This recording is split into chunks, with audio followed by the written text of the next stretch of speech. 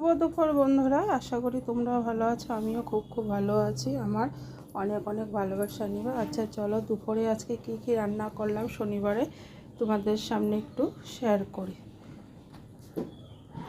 চলো, এখানে দেখো ভাজা ভাজছি, অলরেডি ভাজা হয়ে গেছে। এই যে এখানে করেছি ক্যাপসিকাম ভাজা, এটা চাল কুমড় কেচে তারপর ভাজা করলাম। এটা এই যে মূলো ভাজা, মূলাটা কেচে নিয়েছি।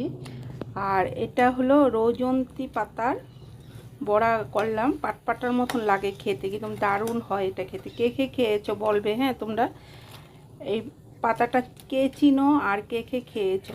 একদম বহুত ভালো লাগে এটা খেতে। যে আমার অলরেডি ভাজা ভাজা হয়ে গেল। আচ্ছা চলো, এখানে সব করে রেখে দিয়েছি। এখানে করেছি আজকে ডুমো করে চাল কুমড় দিয়ে, আজকে মগজ, তারপর দিয়েছি বাদাম আর পোস্ত দিয়ে করলাম এটা, যেহেতু আজকে নিরামিষ আমার ঘরে তাই। আর এখানে মুগ ডাল করেছি, এই যে একটুখানি গাজর দিয়ে মুগ ডাল করেছি, দাঁড়াও দেখাচ্ছি তোমার। যে দেখো গাজর ধনিয়া পাতা দিয়ে একটু ঘন ঘন করে করেছি মুগ ডাল। আর এখানে করেছি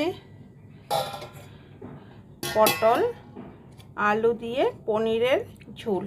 এই যে নামানোর আগে একটুখানি গরম মশলা, ঘি আর দিয়েছি কস্তুরি মেথি দিয়ে তারপর এটা করে নিলাম আজকে এই আমার দুপুরের মেনু। কিরকম লাগলো তোমরা একটু বলবে আমাকে।